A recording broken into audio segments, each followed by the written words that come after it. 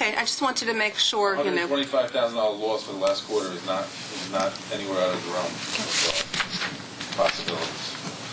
Can we get, would you mind sending the commission members a detailing of the intended, that $185,000? Yeah, absolutely. We will assemble that just like we did last year for you. If you remember, we forecast the last 3 months. Right. So you will have that at next meeting. You will have a 3-month forecast in addition to your September actuals. Yes, Mr. Lawyer? I just want to throw out one thing. From when I go out and talk to people, and of course I live near the park myself, there is some concern about disappearance of staff over the winter because of the dogs, for one thing, dogs in the park, dogs going out on the beach, the lack of bathrooms if you're there in the wintertime. And I understand some of those things can't be helped, but these are concerns that people have who live in Rye who use the park in the wintertime. If you shut everything down totally, I mean, I know you're trying to save money, but you may find that that's not necessarily serving the needs of the Rye community. You know, it's mainly Rye people who I think use it in the off-season, of course. Well, you could open it. But those are the people who talk to me, and they've complained over the years that I've been involved with about how there's nobody around, you know, or very few people around in the wintertime. Well, I was just Frank will be during the winter time. So, I mean, if the bathrooms need to be open, he can open them with a limited usage of the number of stalls involved, if that's what you're referring Well, to. I think that we need to let the community know that we're going to try to have some presence there for the people. It's a big park, and people like to go there even in winter. You know, in fact, one woman was saying to me the other day, "What are we going to do about?" You know, actually, I think actually, you know what I'd like to do if I could. I'd like to task a couple of commission members to come up with some recommendations for the winter. You know, look, we obviously want to love to see show a positive result, but not at the expense of safety, not at the expense of quality of life. Is there any commission, and this is quite frankly one thing we haven't really, I don't think, you know, when we first came in, there was a number of permanent staff, which we didn't feel were as necessary. But I do think that it might make sense to have some level of part-time staffing on the weekends, certain days. So I got the point. So the point is, I want to think about it, and I want to think about it seriously. We're not going to give that due justice in that 5 minutes we're discussing it now. We should discuss it. How about Councilman Sack and I do it, and we'll work with our advisory Wonderful, and work with Steph. Fred, would you be happy to work on that? Bill, would you like to work on that? Yeah, because I know that certain parks that the bathrooms are closed in the winter because they're also the water is turned off and the like. Right. Because we're concerned about freezing pipes. Freezing, and you have to worry about that. I mean, just take that into consideration. I know it's been a criticism with certain of the parks in Rybrook as well because, you know, they don't have access. And also, in something else just to consider, it's also a safety issue. Yeah, of course. You know, it's dark and bathrooms open and yeah. Just, yeah. So these are just things. So great. Well, so what we're going to do is, Commissioner Sack, Mayor French, Mr. Geoffrey, Mr. Lawyer, any other staff that want to participate, and any other commission members. But would you guys come back with a recommendation to us for next meeting? Yep. Wonderful. But I would assume that you'll keep what's budgeted already, Bishop, right? You're not going to... No. Whatever you budgeted for. We're not altering the budget Right. at the moment. We're going to treat this pretty much like we treated year-end last year. Correct. Okay. Exactly the way Where we can nip and tuck, we will nip and tuck, but we're not going to make any substantive changes. Great. Yeah, personnel is exactly what we did last year, and we're doing that for purposes of keeping the revenues down.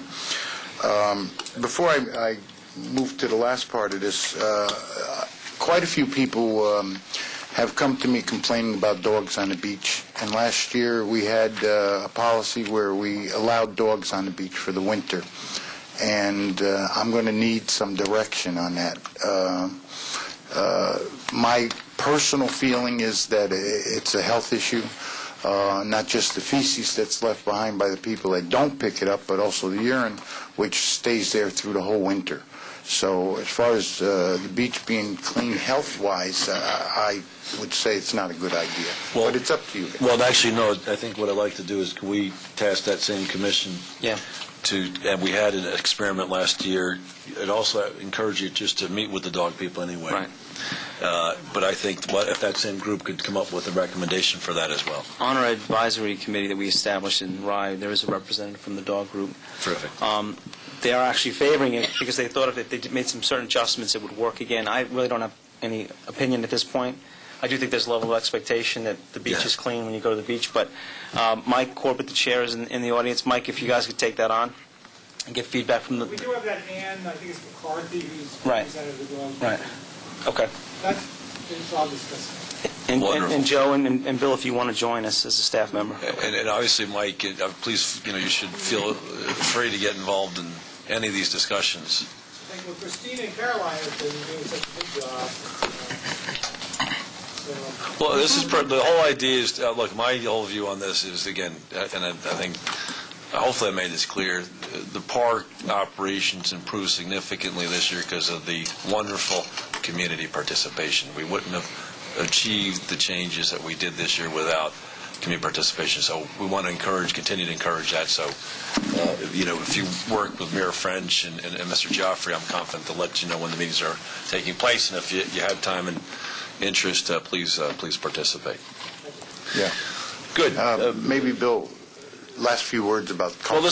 Well, okay. Thank you. Well, I wanted to take this another opportunity just to say again, all the hard work from the staff. And, Mr. Joffrey works tirelessly down there every year, and as does the rest of the staff. And I just wanted to thank them for all the hard work. Thank you very much. Thank you.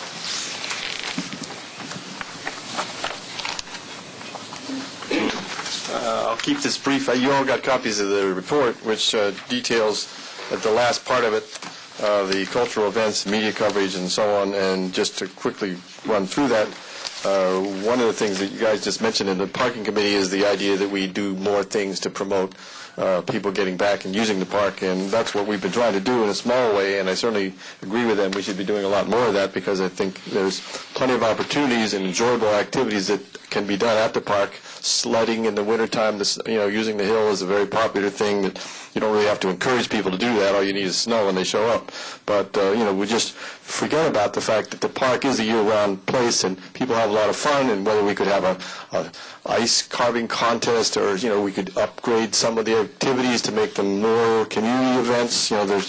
They used to flood the area where the basketball courts over in Rye at the rec and go ice skating now. Could we do something like that? I don't know, but anyway, we have ideas. Well, actually, Mr. Lawyer, again, I want to thank you for all your hard work, and you've been thinking outside the box for a lot of what we're doing. And I agree, there's a whole host of things we could be doing at the park, both in the wintertime and the summertime, cultural events, camps, all those kinds of ideas.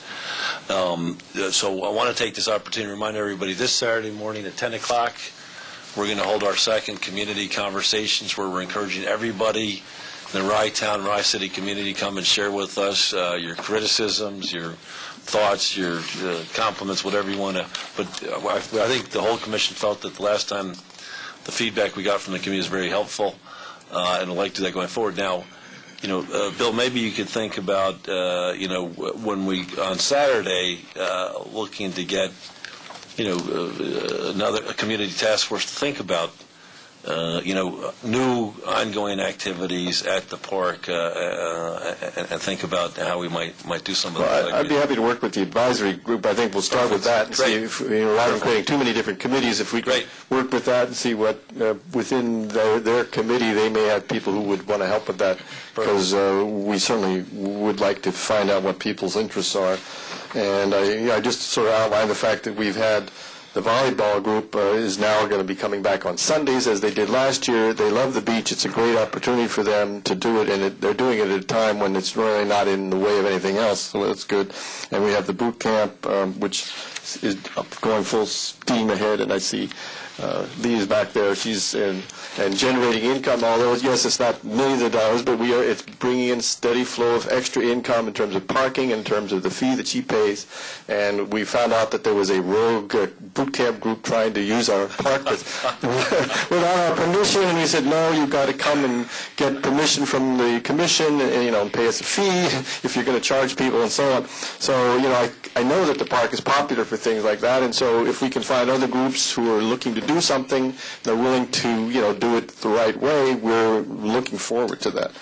So I guess you've all heard about the pond program, and several people mentioned the fact that the pond looks great. It certainly does. I mean, we had a lot of stress this summer because of the heat and the dryness and so on, but it's in good shape, and we're moving forward. We have an interesting proposal from a pond consultant who I've known for many years, who operates mainly up in northern Westchester, but there's a lot of, it's a concern. He's actually done work. You were talking about the golf course. They have ponds too, the Spry City Golf Course does, and in fact he's done some work for them on their ponds. So this is a possibility for a way of working together, you know, maybe in the future. But so we're moving forward in that, and we welcome, as you said in your letter to the newspaper, we welcome anybody's thoughts, and the Friends of Rytown Park have been really the ones who took that on as their project, and they've been working with it all the way through.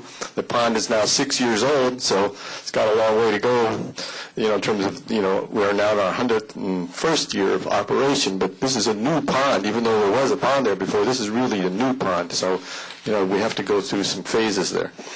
And then the last thing that you know, I'm very interested personally in as a park, in terms of trying to develop the park, to find partners that we can work with for the administration building that will, you know, help preserve that building and maybe enhance it, improve it, and provide services to the community through whether it's a nonprofit or a for-profit, provide needed services and yet be in keeping with the neighborhood, with the zoning and so on. And I am optimistic that we will be able to find partners, but we have to move forward, so I would urge the Commission to move on that. Let's talk about that for a second. It's a wonderful suggestion. We've talked a lot about that. How are we going to execute on this? I'm not sufficiently intelligent to figure out exactly how we can make that suggestion a reality. Do we hire somebody? We've talked a lot about this. I mean, the status at the moment is Lisa Easton was reviewing.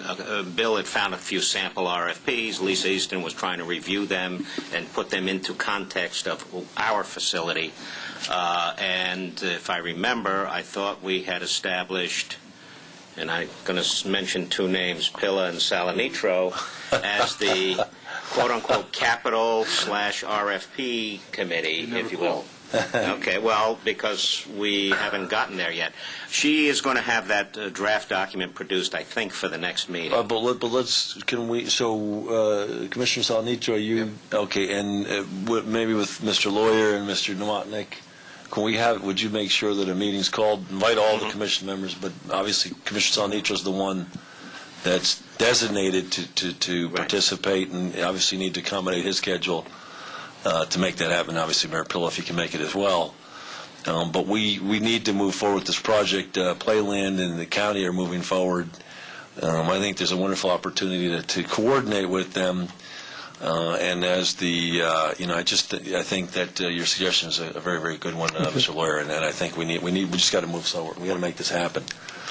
And I also would remind you that we did have two businessmen in Rye who actually came forward with a draft, a very loose draft of a proposal, and thanks to Lisa Easton, they were able to get plans and diagrams so that they are, the last time I spoke to them, they have a fairly worked out proposal that explains how they will use the existing facilities, what they might do to add to the building, and they don't have the money just sitting there waiting to go, but if they work with us, if let's say we decide to put it out for RFP and they happen to be the ones chosen, then they would go out and work on the funding to do this project. Of course, it would be up to the committee to determine what the uses could be, but assuming that is a possible use, I think we owe it to them to at least move forward, and not, people who actually want to really do something, like the old bird in the hand and two in the bush thing, If you have something that is a real idea, we should...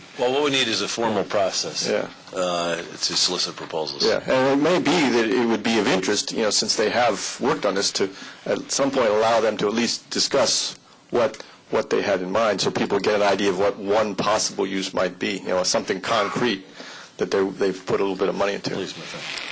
I think Councilman Sack raised this a few meetings ago, but we also need to have the conversation about what do we want it to be. And I agree that we need a solid process, but this goes along the lines of the Playland RFP, where They started out with 3 RFPs, and then they really got it down to 1 RFP that's pretty broad in nature, because they